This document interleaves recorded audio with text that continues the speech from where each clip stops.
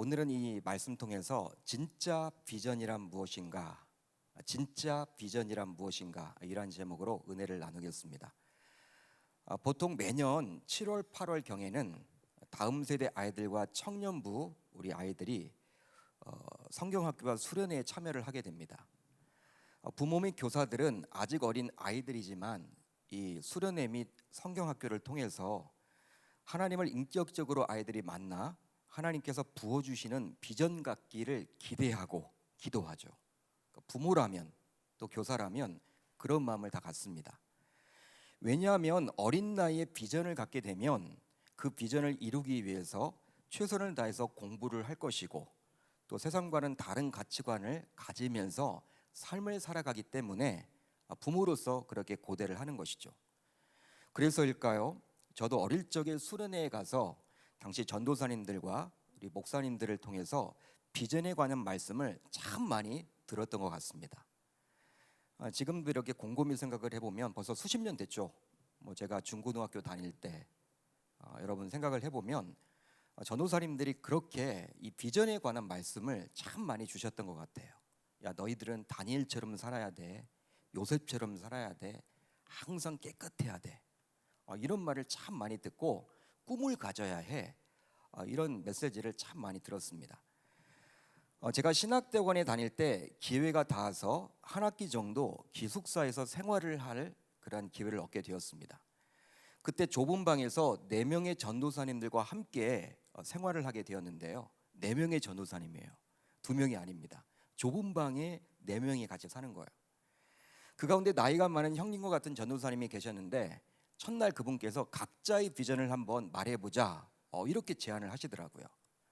전도사님들이 이렇게 모였는데 각자의 비전을 한번 말해보면 좋겠다. 아마도 서로 잘 모르는 관계이다 보니까 서로의 어색함을 조금이나마 해소하고자 이렇게 형님뻘인 전도사님께서 그런 제안을 했던 것만 같습니다.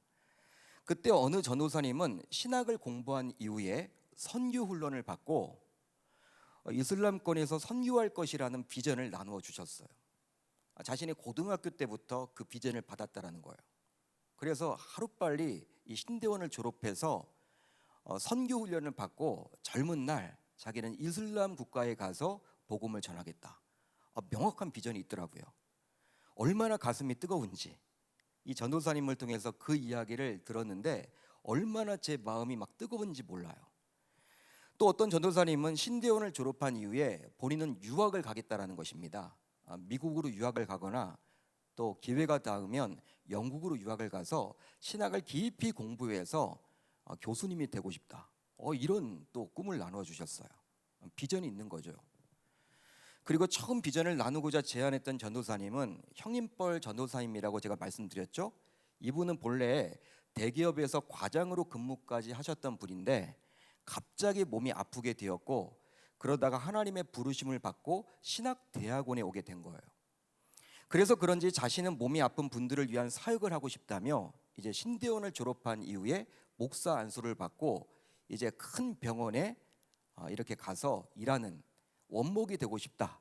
그 말을 저에게 전해 주셨어요. 저는 그때 세 분의 비전을 듣고 너무나도 놀랐습니다. 세 분의 전도사님의 비전들을 듣고 너무나도 놀랐어요. 왜냐하면 그분들은 너무나도 명확한 비전을 가지고 있었기 때문이죠.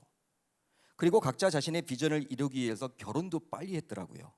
저는 당시 총각이었는데 이분들은 결혼도 빨리 했습니다. 그리고 어학도 공부하고 자격증 공부도 하는 등 신대원을 다니면서도 정말 바빴음에도 불구하고 교회 사역도 해야 되고 또 공부도 해야 되는 그런 상황임에도 불구하고 여러 학원도 다니면서 자신의 그 비전을 이루기 위해서 몸부림치는 그 장면 놓칠 수가 없죠. 잊을 수가 없습니다. 그러니까 얼마나 여러분 그 비전이 중요한지 그때 깨닫게 되었어요. 반면에 저는 당시 목회자로 부름을 받아서 신학대학원에 입학은 했지만 아직 20대 후반이어서 그런지는 몰라도 당시 어떤 목회를 해야 될지 정확한 비전을 가지고 있지 못했습니다. 그렇기 때문에 이 세 분의 전도사님들의 이야기를 들었을 때 어떤 마음을 가졌냐면 대단히 조급하더라고요. 야, 나만 비전이 없는 거 아니야? 나만 뒤처지는 것처럼 느껴지더라고요. 이처럼 교회를 다니게 되면요 세상에서 잘 듣지 못하는 말들을 접하곤 하는데요 그 가운데 하나가 바로 어떤 말이냐? 이 비전이란 말입니다. 비전. 하지만 비전은 목회자들만의 전유물은 아니에요. 그러니까 저 같은 목회자들만의 전유물이 아니라는 것입니다. 제가 아는 집사님은 작은 음식점을 운영하면서도 매달 벌게 되는 수익 가운데 5%는 따로 떼어서 탈북민들을 위해서 애쓰는 선교사님들에게 개인적으로 후원을 합니다. 매달 여러분 떼어요. 5%. 많이 벌건 적게 벌건 11조처럼 떼어서 자신이 개인적으로 알고 있는 그 선교사님들에게 후원을 하는 거예요. 또 직장 생활을 하는 집사님 한 분은 매년마다 자신의 휴가를 반납하고 해외 선교지에 가서 부모 없는 어린 아이들을 돌봅니다. 섬기는 거죠. 또 어떤 집사님 부부는 치과 의사 부부였는데 1년에 2번씩 캄보디아에 가서 의료 선교를 하셨어요. 물론 그때마다 치과를 비워두고 갈 수는 없기 때문에 페이덕트를 두고 가는 겁니다. 그렇기 때문에 많은 재정이 들어갔지만 처음 개원을 한 이후로 이제 아내와 또 남편과 약속한 부분이기 때문에 매년 가는 거예요. 코로나 전까지만 해도 매년 1년에 2번씩 갔습니다. 그 이후에는 잘 모르겠어요. 이제 아마 코로나 끝나면 또 가려고 하겠죠. 또 어떤 권사님은 자신이 살고 있는 집을 자녀들에게 물려주지 않고 자신이 죽고 난 이후에 본인이 섬기고 있는 교회에 기증을 해서 해외 선교사님들이 고국에 들어올 때마다 갈 곳이 참 마땅치 않거든요. 이곳저곳 다닐 수밖에 없습니다. 선교사님들이 들어오면 다 큰 여러분 장년들이 이렇게 부모님 댁에 가서 몇 개월 있을 수가 없잖아요. 그런 것들을 알았는지 선교사님들이 편히 쉬다가 다시 고국으로 돌아갈 수 있도록 선교지로 돌아갈 수 있도록 그 집을 기증했어요. 대단한 권사님이죠. 또 어떤 집사님 부부는 교직 은퇴 이후에 동남아시아에 가서 자비량으로 선교를 가셔서 10년 이상 사역을 하셨습니다. 교직으로 있다 보니까 연금이 나오죠. 그걸 가지고 동남아에 가서 해외 선교지 그 사역을 하는 거예요. 또 제가 아는 청년은 돈을 많이 벌기 위해서 변호사가 된 것이 아니라 이단들에 의해서 소송을 당해 어려움에 처한 교회들을 돕는데 앞장서고 있습니다. 따라서 이런 분들은 비전을 가지고 삶을 살아가는 신자들이라고 감히 말할 수 있겠죠. 마찬가지로 신자인 여러분들도 나름대로 비전을 가지고 삶을 살아가고 있을 텐데요. 자, 그렇다면 여러분들의 비전은 과연 무엇입니까? 말씀을 듣는 여러분들의 비전은 과연 무엇입니까? 아마도 목회자, 평신도 모두 비전은 다양할 것입니다. 여러 가지 다양하겠죠. 하지만 공통적인 것은 바로 무엇이냐?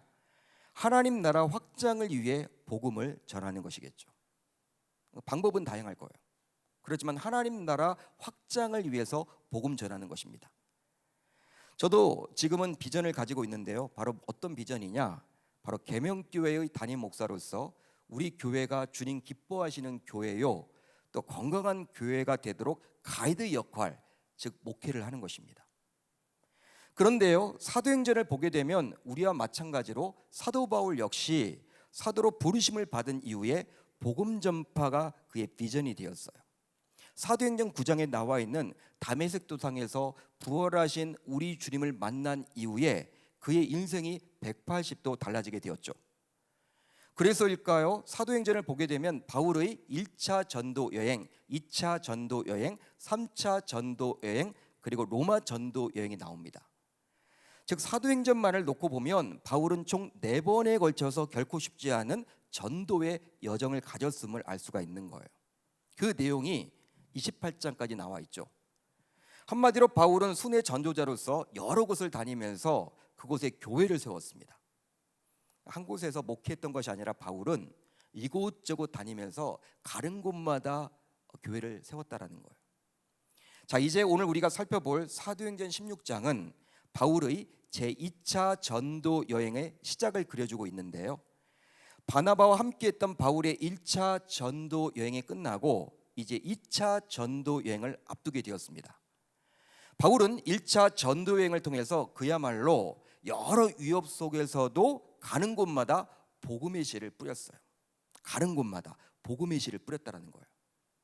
그리고 5년 만에 재개된 2차 전도 여행을 통해서 5년 전 복음의 씨앗을 뿌린 지역을 다시 거꾸로 방문함으로 그곳에 복음의 열매가 있는지를 살폈고 계속해서 그곳에 복음을 전하기를 기대했습니다.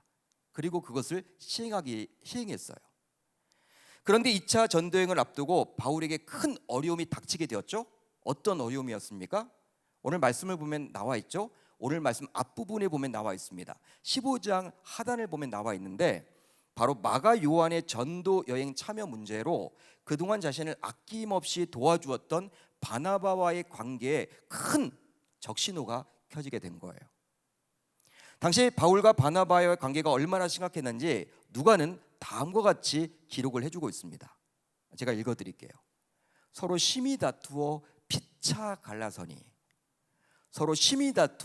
피차 갈라서니, 바나바는 마가를 데리고 배 타고 구브로로 가고, 바울은 신라를 택한 후에 형제들에게 주의 은혜 부탁함을 받고 떠나라고 기록이 되어 있죠.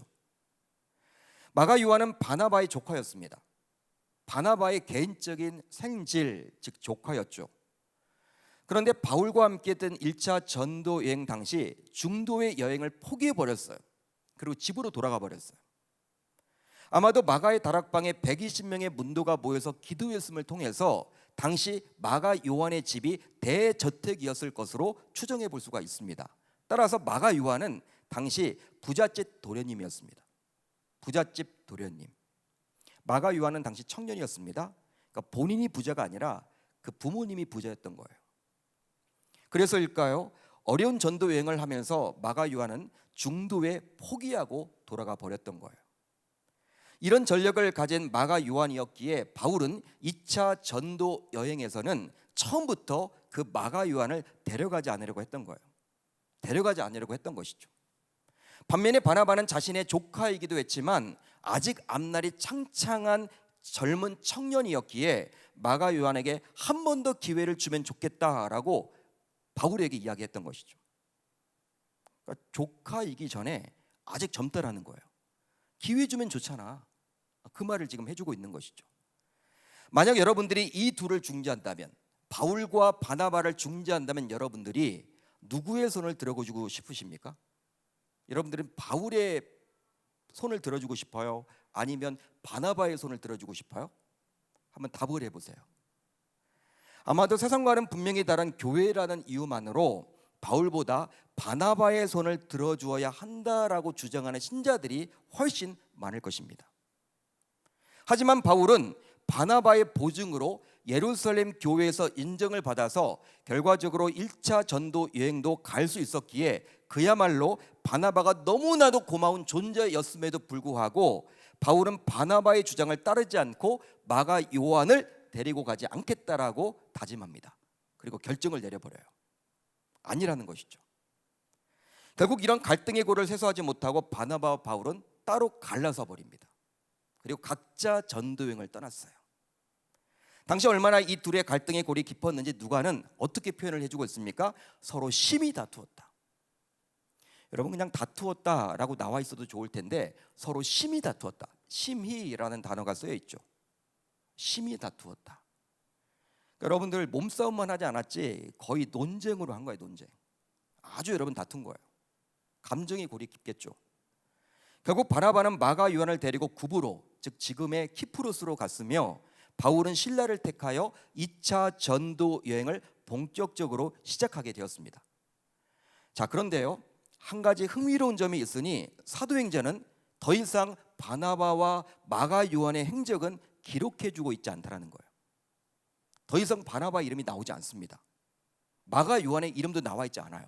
사도행전 16장 이후로부터는 나와 있지 않다라는 거예요. 반면에 바울의 2차 전도 여행은 계속해서 기록을 해주고 있죠. 따라서 많은 성도들의 생각과는 달리 하나님께서는 바나바가 아니라 바울의 손을 들어주고 있다는 거예요. 하나님은. 그러니까 우리의 생각과는 좀 다르죠. 그러기에 어떤 경우에 교회는 세상보다도 오히려 더 엄하게 판단하고 결정을 내려야 할 때도 있음을 우리는 기억해야만 하는 거예요. 쉽게 말하면 교회는 은혜의 공동체이지만 그 은혜를 잘못 고개함으로 항상 무분별하게 정에 이끌린 결정만을 내려서는 안 된다는 것입니다. 실제로 바울이 마가 요한 자체를 증오했기에 2차 전도 여행에 데려가지 않으려 했던 것이 아님을 다음의 구절을 통해서 알 수 있는데요. 바로 디모데후서 4장 11절이에요. 이렇게 나와 있죠. 내가 올 때에 마가를 데리고 오라. 그가 나의 일에 유익하니라. 바울은 로마의 오간에 갇혀 지내면서도 자신의 영적 아들인 디모데에게 어떤 요구를 합니까? 바로 마가 요한이 자신의 일에 유익한 사람이니 그를 데리고 좀 와라 라고 요청을 해요. 만약에 마가 요한 자체를 증오했다면 바울이 이런 요구를 할 수가 없는 것이죠. 여러분, 이런 요구를 할 수가 없습니다. 꼴도 보기 싫을 텐데. 따라서 바울이 2차 전도 여행에는 마가 요한이 맞지 않다고 여겼기에 데려가지 않으려 했지만 여전히 마가 요한을 하나님 나라의 동역자로 여기고 있음을 알 수 있는 거예요. 그 사람이 싫어서 안 데려가려고 했던 것이 아니라는 것이죠. 그렇게 오늘 말씀에 나온 바울의 모습을 보면서 교회 운영 및 사역에 있어서 항상 교회가 자선단체와 구제단체처럼 정에 이끌려서 움직여서는 아니 됨을 우리는 반드시 기억해야만 하는 거예요. 이제 바울은 2차 전도 여행의 출발지인 안디옥을 떠났습니다. 이제 16장에 들어왔어요. 여러분들이 가지고 있는 성경을 잘 보셔야 합니다. 제가 오늘 깊이 좀 들어갑니다. 안디옥을 떠나서 수리아와 자신의 고향인 길리기아 다소를 거쳐서 16장 1절을 보게 되면요, 지금 바울의 일행은 어디에 도착하게 되었습니까? 너베와 누스트라를 방문하게 되었습니다. 자, 그렇다면 이 루스드라는 바울에게 어떤 추억이 있던 곳일까요? 이 누스트라라는 도시는 바울에게 어떤 추억이 있는 도시일까요? 바로 5년 전 바나바와 함께했던 1차 전도 여행 시 바로 사도행전 14장에 나와 있어요. 그 내용이 1차 전도 여행 시 그곳에서 나면서부터 걷지 못한 사람을 고쳤다가 그곳 사람들에게 바나바는 제우스로, 또 바울은 헤르메스라는 환호를 받았습니다. 그 결과 어떻게 되었습니까? 그런 소동으로 인해서 안디옥과 이고니온에서 왔던 유대인들에 의해서, 유대인들의 그 충독으로 인해서 바울은 돌에 맞아 죽을 뻔했어요. 그런 일들이 이 사도행전 16장에 나와 있습니다. 14장에 나와 있습니다. 따라서 바울에게 있어서 개인적으로 누스드라라는 곳은 어느 곳보다도 떠올리고 싶지 않은 곳이죠. 왜? 죽을 뻔한 곳이었어요. 돌에 맞아서. 아니, 아픈 사람을 고쳐줬는데 그것으로 인해서 소동이 막 벌어졌잖아요. 그러니까 흥분한 유대인들이 돌을 가지고 와서 막 던져서 이 바울이 겨우 빠져나왔던 곳이 바로 그 누스드라 곳이었거든요. 여러분, 5년 전에 있었던 일이지만 트라우마로 남아 있겠죠. 당연히 트라우마로 남아 있습니다. 남을 수밖에 없습니다. 그곳에 여러분들 좋지 않은 기억이 있어요. 그런데 5년 전 자신이 전한 복음의 씨로 인함인지 놀라운 일이 벌어졌습니다. 어떤 일이 벌어졌느냐? 그 누스트라라는 곳에서 바울은 그 유명한 누구를 만나게 되었습니까? 디모데를 만나게 되었죠. 디모데. 여러분 잘 알고 있죠. 디모데. 바울의 영적인 아들인 디모데. 따라서 1차 전도 여행 당시 바울과 동행했던 바나바와 마가 요한 대신에 이제 2차 전도 여행에서는 바울과 함께 실라와 디모데가 함께 동역하게 된 거예요. 여러분 잘 보세요. 1차 전도 여행 때는 바울과 함께 누가 동역했습니까? 바나바와 마가 요한. 물론 마가 요한은 중도에 여러분 도망갔죠. 중도에 여러분 포기하고 선교를 갔죠, 집으로. 그렇지만 이 바나바와 젊은 청년이었던 마가 요한. 그렇지만 2차 전도 여행 때는 하나님이 누구를 붙여주셨어요? 실라를 붙여주셨고, 바나바 대신에 실라를 붙여주셨고, 마가 요한 대신에 누구를 붙여주셨어요? 디모데를 붙여주셨다라는 거예요. 그러기에 하나님께서 친히 주도하는 사역의 경우 어느 누군가가 없다고 해서 그 사역을 못하게 되는 것이 아니라 하나님께서는 어느 다른 누군가를 또 세워서 그 사역을 지속적으로 하도록 해주셨음을 우리는 기억해야만 하는 거예요. 하나님의 일은요, 뭐 내가 없으면 못하겠다, 그거 아닙니다. 여러분, 내가 없더라도 하나님은 또 누군가를 세워서 그 일을 하십니다. 왜? 하나님이시니까. 마가 요한이 없다고 여러분 일이 안 되는 게 아니에요. 여러분, 마가 요한보다도 더 유명한 그 디모데를 세웠어. 바나바가 여러분 없다고 일이 되는 게 아니에요. 사람들은요, 큰일 났다, 이제 바울은 어떻게 하냐라고 하겠지만 하나님은 실라를 붙여주셨어. 여러분, 결국 실라에 이어서 디모데와 함께 한 이후로 바울은 사역에 많은 열매를 맺게 되었는데요, 놀라운 일이 벌어졌습니다. 자, 오늘 본문 5절을 볼까요? 우리 한번 같이 읽어봅니다. 5절, 16장 5절입니다. 시작. 이에 여러 교회가 믿음이 더 굳건해지고 수가 날마다 늘어가니라. 2차 전도 여행을 시작하자마자 놀라운 일이 벌어진 거예요. 실라와 디모데와 함께했던 그곳에서 놀라운 일이 벌어졌습니다. 믿음이 더 굳건해졌다. 어떤 말일까요? 바로 영적 성숙이 일어난 거예요. 영적 성숙이 일어났다. 더욱이 수가 날마다 늘어났다는 것은 바로 양적 부흥이 일어났다는 거예요. 여러분, 깊어지고 수도 많아지고 성숙과 성장이 일어나게 된 거예요. 바울이 갔던 곳에서. 놀랍지 않습니까, 여러분? 따라서 이것을 보더라도 바울의 2차 전도 여행을 하나님께서 축복하신 것처럼 보여요. 그러기 1차 때 다니면서 복음의 씨를 뿌렸던 곳, 즉 아시아 곳곳을 다니면서 바울은 계속 열매가 있는지를 확인하고 또 복음을 계속 전하고 싶었겠죠. 왜? 일이 잘 풀리니까, 열매가 있으니까 가는 곳마다 디모데를 얻게 되었고, 훌륭한 그 제자 디모데. 그뿐 아니라 영적인 성장이 벌어졌잖아요. 열매가 있잖아요, 여러분들. 그러니까 하나님이 나 이곳에서 쓰시나 보다. 이곳에서 특별히 복음 전하면 되겠다. 그렇게 바울은 생각을 했겠죠. 물론 사도행전에서 언급하고 있는 아시아는 요즘 우리가 알고 있는 개념의 아시아가 아니라 터키 지역이라고 보시면 됩니다. 지금 우리는 아시아면요, 지금 우리나라가 아시아고 뭐 동남아시아 이런 데를 말하죠. 대부분 아시아면 극동아시아, 동남아시아 대부분 여기를 말하는데, 또 중동 이런 데가 아시아라고 여기는데, 지금 성경에 나와 있는 이 아시아는요, 지금의 터키 지역이에요. 터키. 그런데 바울의 이런 비전을 방해하는 것이 있었으니 바로 오늘 본문 6절을 보면 알 수 있죠. 이렇게 나와 있습니다. 성령이 아시아에서 말씀을 전하지 못하게 하시거늘. 여러분, 이 구절을 보시면 다소 놀랍지 않습니까? 여러분, 놀라운 좀 느낌 받지 않으세요? 성령이 바울의 복음 전도 사역을 방해했습니다. 성령이 바울의 복음 전도 사역을 방해했다니까요. 전도를 방해했다니까요, 성령이. 아니, 사탄이 복음 전도 사역을 방해하는 경우는 봤어도 어떻게 성령이 복음 전도 사역을 방해합니까? 말이 됩니까, 여러분? 어떻게 생각하세요? 더욱이 후에 바울은 다음과 같이 우리 신자들에게 권면을 하기에 하나님의 말씀을 전해주기까지 했었는데요.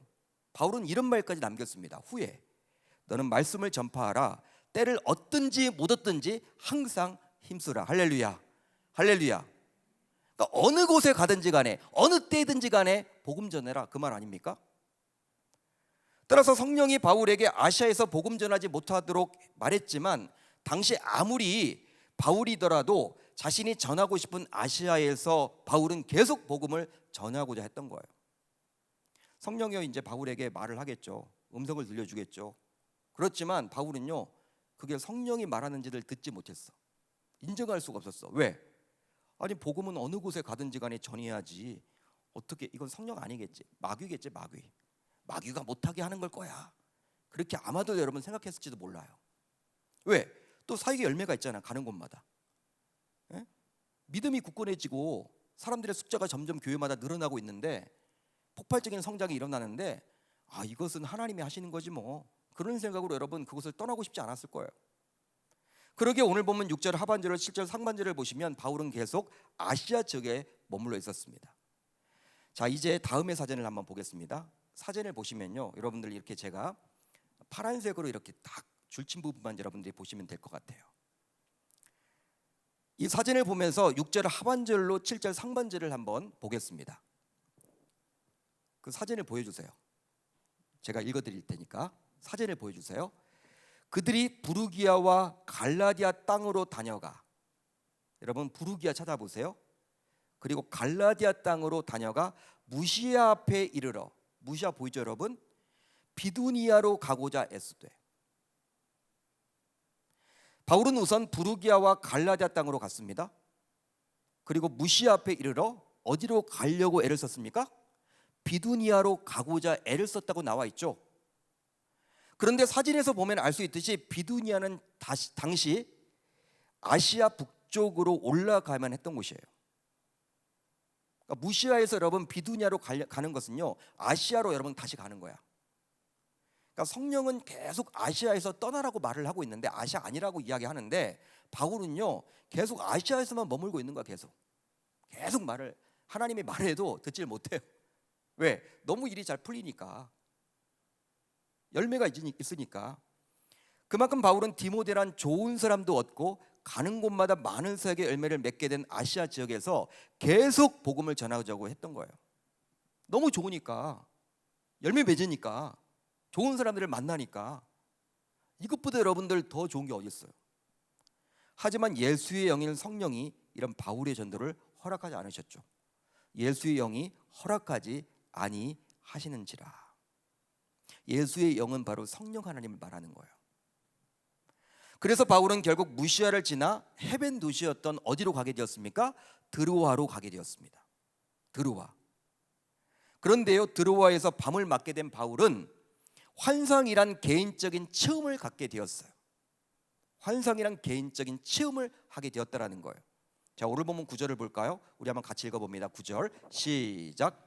밤에 환상이 바울에게 보이니 마게도냐 사람 하나가 서서 그에게 청하여 이르되 마게도냐로 건너와서 우리를 도우라 하거늘. 바울은 환상을 통해서 자신의 복음을 전하고픈 아시아가 아니라 마게도냐, 즉 지금의 유럽에서 복음 전하기를 원하시는 하나님의 마음을 깨닫게 되었어요. 환상을 통해서. 그런데 이 환상으로 표현된 단어가 헬라어로 어떤 단어냐? 호라마라는 단어입니다. 호라마. 이 말은 보다라는 동사 호라우에서 파생되었으며 신약성경에서 총 12번 사용되었습니다. 그렇다면 무슨 뜻일까요? 이 호라마, 바로 초자연적인 계시와 관련되어 있습니다. 초자연적인 계시. 따라서 하나님께서 자신의 뜻을 알리기 위한 계시의 수단으로 사용되는 단어예요. 그런데 영어 성경을 보게 되면 오늘 본문에 나와 있는 이 환상이라는 단어가 어떻게 영어 성경으로 쓰이고 있습니까? 바로 비전이라고 나와 있어요. 비전. 우리가 알고 있는 그 비전. 비전이라는 거예요. 비전.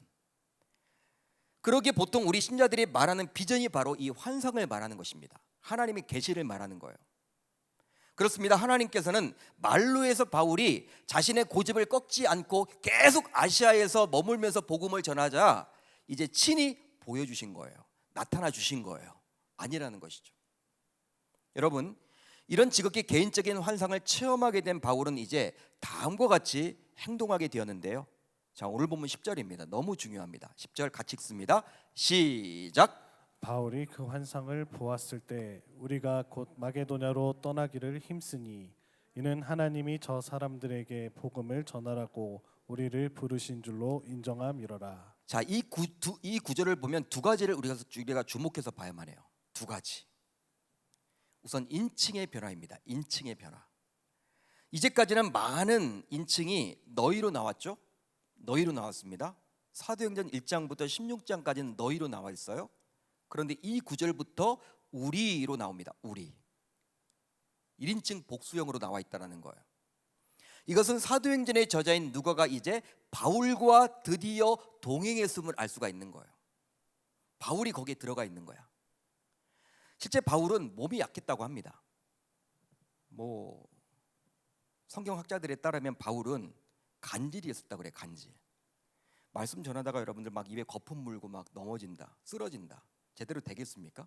하나님이 그런 바울을 쓰셨죠. 놀랍지 않습니까? 또 안질도 있었대요. 눈이 어두운 거야. 원고를 못 보겠죠, 여러분. 사람들을 잘 보지도 못하겠죠. 아무튼 바울은요 건강한 체질이 아니었어요. 연약한 체질이었습니다. 간질이 있었다, 안질이 있었다. 여러 가지 여러분들 얼마나 그 병을 낫기를 위해서 기도했습니까? 하나님 앞에. 그럼에도 불구하고 바울은요 죽은 자도 살렸지만 자기 병은 못 고쳤어요. 놀랍죠? 자기 병은 못 고쳤어. 하나님께서 막으셨어. 왜? 교만하게 될까 봐. 바울을 쓰시려고 그냥 그걸 놔둔 거예요. 그런 바울이 장시간 이제 유럽으로 가려면 배를 타야 됐어. 배멀미를 해야 됩니다. 걸어가는 게 아닙니다, 여러분. 배를 탈만 했어요. 배를 타고 장시간 이동을 하게 되면 바울의 건강이 더 악화될 염려가 있죠. 그래서일까요? 하나님께서는 바울에게 의사 누가를 가까이에 붙여주신 거예요. 의사 누가를. 그렇게 함으로 바울이 의사 누가의 도움을 받도록 함이었죠. 여러분 의사였잖아요. 누가가. 여러분 옆에 딱 붙어 있는 거예요. 하나님이 그렇게 몰아가는 거예요, 여러분들. 놀랍지 않습니까? 또 한 가지는 인정하다라는 단어입니다. 인정하다. 10절에 나와 있죠. 인정하다. 이 단어의 헬라어는 쉼바비조죠. 쉼바비조. 이것은 아무 때나 쓰는 말이 아니라 학자들이 격렬한 논쟁 끝에 설득되어진 상태를 말할 때 사용하는 단어예요. 박사가 모여서 박사들이 모여가지고 막 치열하게 논쟁하는 거야. 논쟁. 그러다가 어떤 한 결론을 딱 내면요, 거기에 다 순복하게 되는 거야. 자기 것을 여러분 포기하게 되는 거예요. 따라서 바울이 친히 환상을 보고서야 아시아가 아니라 유럽으로 가서 복음을 전하도록 설득되었다는 뜻입니다. 바울도 그만큼 고집이 셌던 거예요. 아시아에서 계속 머물고자 했던 거예요. 왜? 복음의 열매가 있잖아. 또 여러분 떠나기도 싫잖아. 자, 그렇다면 이 구절을 통해서 진짜 비전이 무엇인지를 우리는 알 수 있는데요. 그렇다면 진짜 비전은 뭡니까? 바로 하나님께 설득당하는 것입니다. 믿으시면 아멘. 동의가 되시면 아멘. 진짜 비전은 하나님께 설득당하는 거예요. 따라서 내가 이루고 싶은 것, 또 내가 하고 싶은 것, 거기에 더하여 일이 잘 풀리는 것이 비전이 아니라는 거예요. 여러분 착각하지 마세요. 바울 역시 아시아에서 복음을 전할 때 많은 사역의 열매가 뒤따랐습니다. 디모데를 여러분 얻게 되었어요. 그곳에서. 그뿐 아니라 믿음이 굳건하게 지은 사람들이 얼마나 많은지 몰라. 교회마다 사람들이 꽉꽉 들어차는 거야. 이게 사역의 열매 아니고 뭐겠습니까? 그러기에 여러분 자신의 비전인 줄 알았어요. 바울도. 그렇지만 계속 아시아에서 그러기 때문에 복음을 전하려고 했던 것이죠. 하지만 결국 바울은 하나님의 치열한 논리적인 설득에 굴복당하고 말았던 거예요. 하나님의 환상을 보여주면서 지금 치열한 논리적인 것들을 계속 보여줘서 이제 따라갈 수밖에 없게 된 거예요. 바울이. 그것이 바로 진짜 비전인 줄 알게 되었기 때문입니다. 바울은 그제서야.